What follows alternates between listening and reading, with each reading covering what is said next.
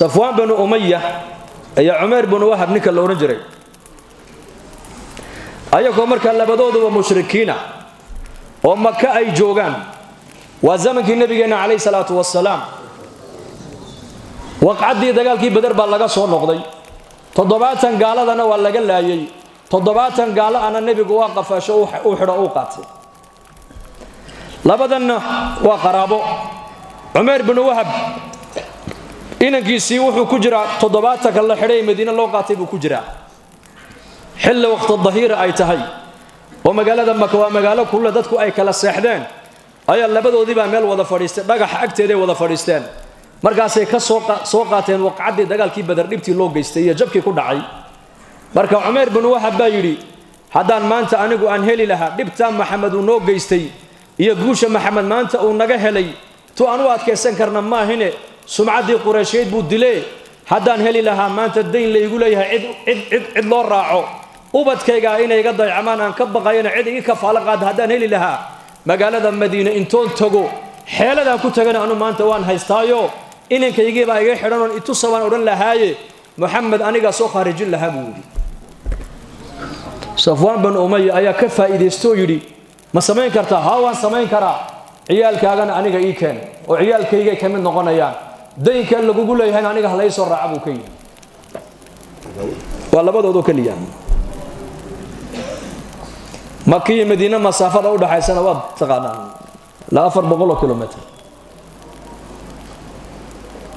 وصار سعودي آلات كان زمن كان إمكاس كتور تورا إنه فيسبوك يا واتساب يا بلايا جن مجري زمن كاس وصار سعودي مدينة وصار قال عمر بن وهب سوى سيفتي سجاني قارن مر اللي أمرك عمر بن الخطاب بايري وعمر بن وهب ها شيطان من شياطين قريش ويانه سيفتي نواك جاني قارن قرت كسيتي أرض النبي إلى علي يقول النبي إنه أجوج النبي كإلى علي صلى الله عليه وسلم شرق أبو سعودي خير ما سعودي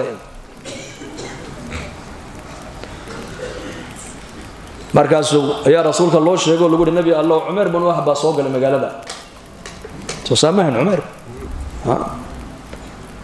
markaa uu nabigu ii soo galiya loo soo galiya xaadu timid buu ka yiri waxaan u imiday inankaygi oo asiir oo gacantiina ku jiro inaka agtiina aad ku haysataan inaad ihsaanna ii sameeysan waan doonayay ilaa tusana waan doonayay buu oo ka wada hadalno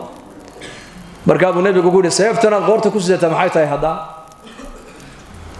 wuxuu qabaha Allah buu ilaahay haba duleeyay seeftana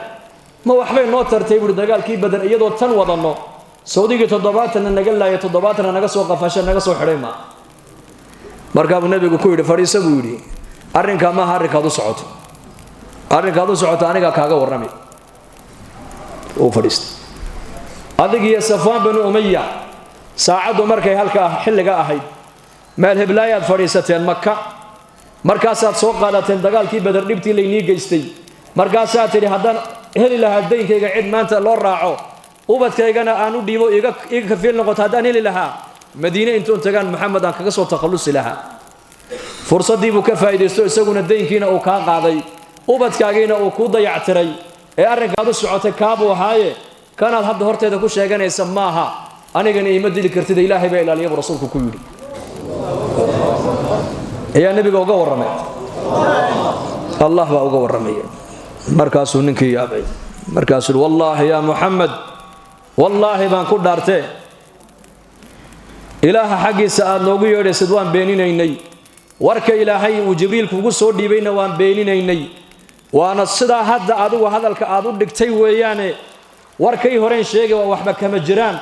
warka dambe adigu aad tiri baana saxa cid warka iga ka soo horeyso ku sheegtana ma jirto labadeeda cidna saddexaynaysa ma jirto illa Allah Ilaahay mooyaan